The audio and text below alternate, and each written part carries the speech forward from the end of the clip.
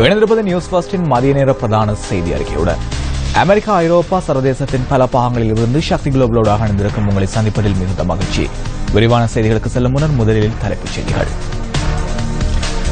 பாரத லட்சுமண் பிரேமச்சந்திர கொலை வழக்கில் குற்றவாளிகளாக காணப்பட்ட முன்னாள் பாராளுமன்ற உறுப்பினர் துமிந்த சில்வா உள்ளிட்ட 5 பிரதிவாதிகளுக்கு மரண தண்டனை விதித்து தீர்ப்பு.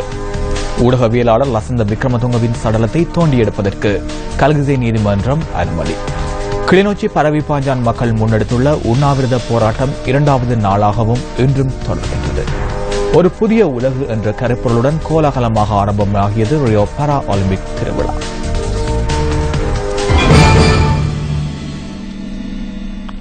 தொடர்வது விரிவான செய்திகள். முதலில் உள்நாட்டுச் செய்தி. பாரத லட்சுமண் பிரேமச்சந்திர கொலை வழக்கில் குற்றவாளிகளாக காணப்பட்ட முன்னாள் பாராளுமன்ற உறுப்பினர் துமிந்த சில்வா உள்ளிட்ட 5 பிரதிவாதிகளுக்கு மரண தண்டனை விதிக்கப்பட்டுள்ளது. இதற்கமைய வழக்கின் 1ஆம், 3ஆம், 7ஆம், 10ஆம் மற்றும் 11ஆம் இலக்க பிரதிவாதிகளுக்கு இன்று மரண தண்டனை விதித்து கொழும்பு மேல் நீதிமன்றம் தீர்ப்பளித்துள்ளது. இதற்கமைய முன்னாள் பாராளுமன்ற உறுப்பினர் துமிந்த சில்வா, அனுர துஷார டிமெல், தெமட்டகுட சமிந்தர் என்று அழைக்கப்படும் சமிந்தர் ரவி ஜானாத், சரத் பண்டார, பிரியந்த ஜனக பண்டார ஆகியோருக்கே மரண தண்டனை விதிக்கப்பட்டுள்ளது. மரண தண்டனை விதிக்கப்பட்டவர்களில் ஒருவரான பிரியந்த ஜனக பண்டார என்பவர் காணாமற் போயுள்ளமையும் நீதிமன்றத்தில் சுட்டிக்காட்டப்பட்டுள்ளது. ஏனைய பிரதிவாதிகள் குற்றச்சாட்டுகளிலிருந்து விடுவிக்கப்பட்டு விடுதலை செய்யப்பட்டுள்ளனர். துமிந்த சில்வா இந்த குற்றங்களுக்கு தலைமைத்துவம் வழங்கியுள்ளதாக நீதிமன்றம் இதன்போது சுட்டிக்காட்டியுள்ளது. குறித்த தினத்தன்று அவர் மதுபோதையுடன் இருந்ததாகவும் நீதிமன்றம் குறிப்பிட்டுள்ளது.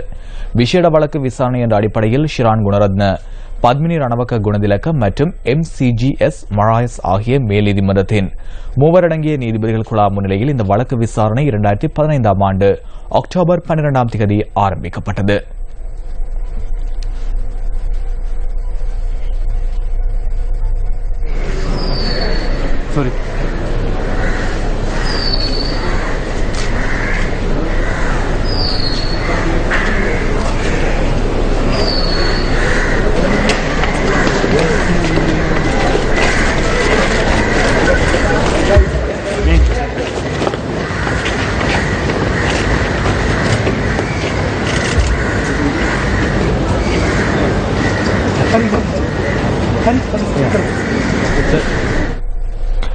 கொலை செய்யப்பட்ட சண்டே லீடர் பத்திரிகையின் முன்னாள் ஆசிரியர் லசந்த விக்ரமதுங்கவின் சடலத்தை தோண்டி எடுப்பதற்கு கல்கிசை நீதிமன்றம் இன்று அனுமதி வழங்கியுள்ளது.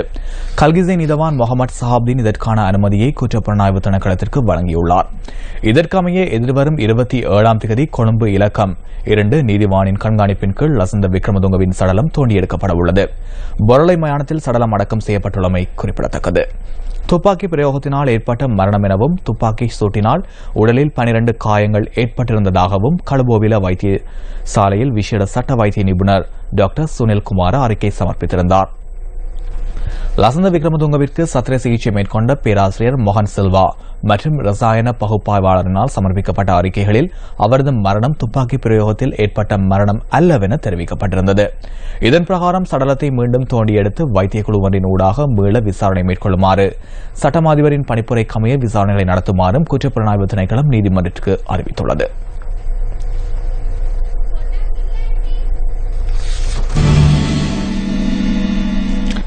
முன்னாள் ஜனாதிபதி செயலாளர் லலித் வீரதுங்க பாரிய மோசடிகள் விசாரணை செய்யும் ஜனாதிபதி ஆணைக்குழு முன்னிலையில் இன்று ஆஜராகியுள்ளார். தேர்தல் கால பகுதியில் முன்னாள் ஜனாதிபதி மஹிந்த ராஜபக்ச தபால் திணைக்களம் மற்றும் முத்திரை பணியக அலுவலர்கள் ஊழியர்களுடனான வைபவத்தின் போது உணவு விநியோகத்தில் மோசடி இடம்பெற்றதாக கூறப்படும் விடயம் தொடர்பிலேயே விசாரணைகள் இடம்பெற்று வருகின்றன. இதன் பிரகாரம் லலித் வீரதுங்கவிடம் வாக்குமூலங்கள் பதிவு செய்யப்படுவதாக பாரிய மோசடிகள் விசாரணை செய்யும் ஜனாதிபதி ஆணைக்குழு தெரிவித்துள்ளது.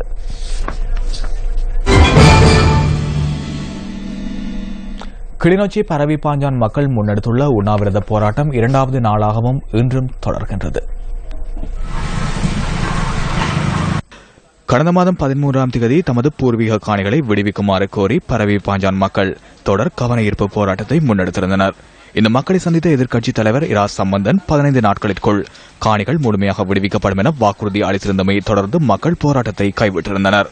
இந்த நிலையில் கடந்த 31ஆம் தேதி பரவிப்பாஞ்சானில் 3 ஏக்கர் வரையான காணி மாத்திரமே விடுவிக்கப்பட்டுள்ளமையை சுட்டிக்காட்டியும் எதிர்க்கட்சித் தலைவர் வழங்கிய வாக்குறுதி நிறைவேற்றப்படவில்லை என தெரிவித்தும் மக்கள் அன்று முதல் மீண்டும் கவனஈர்ப்பு போராட்டத்தை முன்னெடுத்திருந்தனர்.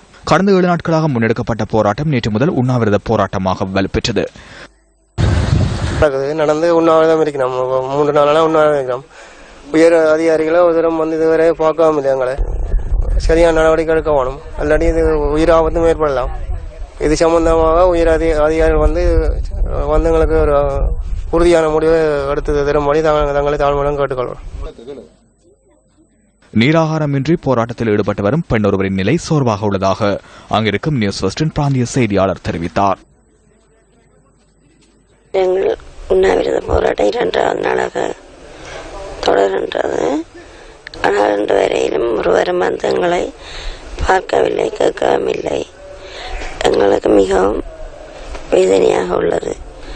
அரசு அதிபரோ அரசாங்கத்தை சார்ந்தவரோ ஒருவரும் வந்து ஏன் மக்கள் இப்படி ஒரு நிலையை செய்யணும், அதற்குரிய பதிலை கொடுப்போம் என்று நினைக்கவில்லை. மாத்தறை மகாநாம பாலத்திற்கு அருகிலிருந்து சடலம் ஒன்று மீட்கப்பட்டுள்ளது. குறித்த பிரதேசவாசிகள் கொடுத்த தகவலின் அடிப்படையில் நேற்றிரவு இந்த சடலம் மீட்கப்பட்டதாக போலீசார் தெரிவிக்கின்றனர். 60 தொடக்கம் 65 வயதுக்கு இடைப்பட்டவரை சடலமாக மீட்கப்பட்டுள்ளதாக போலீசார் தெரிவிக்கின்றனர். சடலம் தொடர்பிலான பிரேத பரிசோதனை மாத்திரை வைத்தியசாலையில் இடம்பெறவுள்ளது. கிளிநொச்சி முரசுமோட்டை பகுதியில் முல்லைத்தீவு பரந்தன் வீதியோரத்தில் ஆணொருவரின் சடலம் மீட்கப்பட்டுள்ளது. போலீசாருக்கு கிடைத்த தகவலுக்கு அமைய இன்று காலை சடலம் மீட்கப்பட்டுள்ளது. 40 வயது மதிக்கத்தக்க ஆணின் சடலமே மீட்கப்பட்டுள்ளதாக போலீசார் தெரிவித்தனர். வாகனம் ஒன்று குறித்த நபரை விபத்துக்குள்ளாக்கி சென்றிருக்கலாம் என போலீசார் சந்தேகம் வெளியிட்டுள்ளனர். உயிரிழந்த நபர் இதுவரை அடையாளம் காணப்படவில்லை. விசாரணைகளை அடுத்து சடலம் கிளிநொச்சி மாவட்ட வைத்தியசாலைக்கு கொண்டு செல்லப்படவுள்ளது. சமாந்துறை நயனாமடு கிராமத்தில் சட்டவிரோதமாக ஆற்றில் மணலேற்றிய 6 சந்தேக நபர்கள் கைது செய்யப்பட்டுள்ளனர். சமாந்துறை போலீசாரால் நேற்று நள்ளிரவு சந்தேக நபர்கள் 6 பேரும் கைது செய்யப்பட்டுள்ளதாக போலீசார் தெரிவித்தனர். இதன்போது சந்தேக நபர்களிடமிருந்து 4 உளவு இயந்திரங்களும் 2 டிப்பர் வண்டிகளும் போலீசாரினால் கைப்பற்றப்பட்டுள்ளன. இந்த விடயம் தொடர்பிலான மேலதிக விசாரணைகளை சமாந்துறை போலீசார் மேற்கொண்டு வருகின்றனர். இன்று நாட்டின் பல்வேறு பகுதிகளிலும் வாகன விபத்துகள் சம்பவித்திருந்தன. கல்கிரியாகம போலீஸ் பிரிவுக்குட்பட்ட வட்டகல பகையல பகுதியில் மோட்டார் சைக்கிளுடன் நபர் ஒருவர் ஏரியொன்றில் வீழ்ந்து உயிரிழந்துள்ளார். இந்த விபத்து நேற்று மாலை இடம்பெற்றுள்ளது. மோட்டார் சைக்கிளின் வேகத்தை கட்டுப்படுத்த முடியாமையினாலேயே இந்த விபத்து இடம்பெற்றுள்ளதாக எமது பிராந்திய செய்தியாளர் தெரிவித்தார். போலீசார் விபத்து தொடர்பில் மேலதிக விசாரணைகளை மேற்கொண்டு வருகின்றனர். கண்டி யாழ்ப்பாணம் A9 வீதியின் அளவுதுகுட பகுதியில் ஜீப் வண்டியொன்றும் முச்சக்கர வண்டியொன்றும் மோதியதில் முச்சக்கர வண்டியின் சாரதி சம்பவ இடத்திலேயே உயிரிழந்துள்ளார். ஜீப் வண்டியில் பயணித்த இருவர் மாத்தளை வைத்தியசாலையில் அனுமதிக்கப்பட்டுள்ளனர். அளவுதுகுட போலீசார் விபத்து தொடர்பிலான மேலதிக விசாரணைகளை மேற்கொண்டு வருகின்றனர். எபிலிபிட்டிய யாய நீரேந்து பகுதியை சீரமைக்கும் பணிகள் மக்கள் சக்தி 100 நாட்கள் திட்டத்தின் கீழ் இன்றைய தினம் ஆரம்பித்து வைக்கப்பட்டது.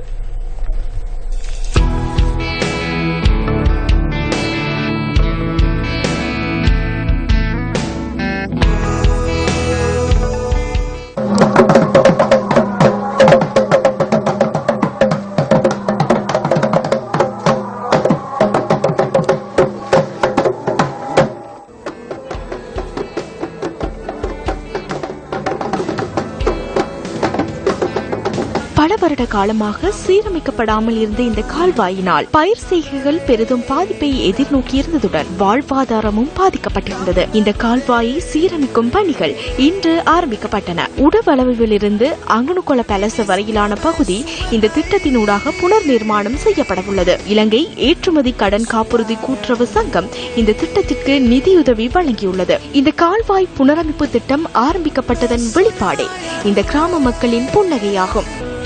மக்கள் சக்தி 100 நாட்கள் திட்டத்தினூடாக இந்த கிராம மக்களின் எதிர்பார்ப்புகளும் நம்பிக்கைகளும் நிறைவேற்றப்பட உள்ளன. திருகோணமலை கிளிவட்டி தங்கநகர் கிராம மக்கள் சுத்தமான குடிநீரை பெற்றுக் கொள்வதில் பல்வேறு அசௌகரியங்களை தொடர்ந்து எதிர்நோக்கிய வண்ணம் உள்ளனர். கிளிவட்டி தங்கநகர் கிராமத்தில் சுமார் 100க்கும் அதிகமான மக்கள் வாழ்ந்து வருகின்றனர். இந்த மக்கள் தமக்கு தேவையான குடிநீரை பெற்றுக் கொள்வதற்கு 1 கிலோமீட்டர் தூரம் பயணிக்க வேண்டியுள்ளதாக மக்கள் விசனம் தெரிவிக்கின்றனர். ஊர்ல தண்ணி சரியான கஷ்டமா இருக்கு. குடிக்கிறது தண்ணி இல்ல, எங்களுக்கு பைப்பே லைன் இல்ல, பாக்கியெல்லாம் வர தண்ணி குடிக்க இல்லாது. கிணத்துக்கு தான் போறாங்க, 1 கிலோமீட்டர் தூரம் போகணும். சரியான கஷ்டமா இருக்கு. தண்ணி இல்லாமல் நாங்கள் எங்களோட பயிரோட அதெல்லாம் சேர்த்து நாங்கள் இருக்கிற நிலைமையை வந்து எந்த அதிகாரிகிட்ட போய் சொன்னாலும் வந்து பார்க்குறாங்களுமே. கிணத்துல போய் 1 கிலோமீட்டர் எடுத்து வந்தாலும் அது சரியான உப்பு தண்ணி உவர் குடிக்கலாது. ஊரில் வந்து பாக்கியாலையும் தண்ணி குறவு, அடுத்த குடிநீர் பிரச்சனை கூடுதலாக இருக்குது. அதில் வந்து நிறுவனங்கள் வர்றது அரசியல்வாதிகள் அவங்க வருவாங்க, ஓட்டு கேட்க மட்டும்தான் ஆக்கள் வருவாங்க. மற்றபடி அது செய்தாரன் இது செய்தாரன்னு சொல்லுவாங்க, எதுவும் செய்தது கிடையாது. ஊழல் காலத்துக்கு தண்ணிக்கு போகிறோன்னு சொன்னால் கேனில் சைக்கிள் எடுத்து தான் 2 கிலோமீட்டர் தண்ணிக்கு போகணும். மற்றது வந்து பொது கிணறு கட்டி தரேன்னு அது என்று சொல்கிறாங்க, அது கூட செய்தாரன். வந்து தங்கநர் கிளிவட்டி இதில் கொஞ்சம் தண்ணி வசதி எங்களுக்கு குறைபாடாக இருக்கிறது. என்னென்னு சொன்னால் கிணத்துலேருந்து தூரத்துலேருந்து தான் நாங்கள் நீர் எடுத்து வர வேண்டியதாக இருக்குது. மிகவும் கஷ்டம். பாடசாலைக்கு போகிற பிள்ளைகள் எல்லாம் உடுப்பு துணி துவைக்கிறதெல்லாம் எங்களுக்கு பெரிய கஷ்டமாக இருக்கிறது. அப்படி துவைச்சாலும் இந்த உடுப்புகளில் மஞ்சள் நிற பழுப்பு நிறங்கள் கொடுக்கறது, அதால் எங்களுக்கு சரியான கஷ்டமாக இருக்கிறது. அரசியல்வாதிகள் எல்லாம் பாருங்க, இப்படி ஸ்டெப் வசதி கூட இல்லை எங்களுக்கு செய்தாரன்னு சொல்கிறாங்க. ஆனால் ஒரு வரைக்கும் செய்திருந்த மாதிரி இல்லை. அதில் நீங்கள் இந்த வசதி எங்களுக்கு பெற்று தருமாறு நான் தாழ்மையிடம் கேட்டுக்கொள்ளும். மேலும் தமது பிரதான தொழிலான விவசாயம் செய்வதற்கு போதிய நீர் வசதி இன்மையினால் தாம் பாரிய கஷ்டத்திற்கு மத்தியில் வாழ்க்கையை கொண்டு செல்வதாக மக்கள் கவலை தெரிவிக்கின்றனர்.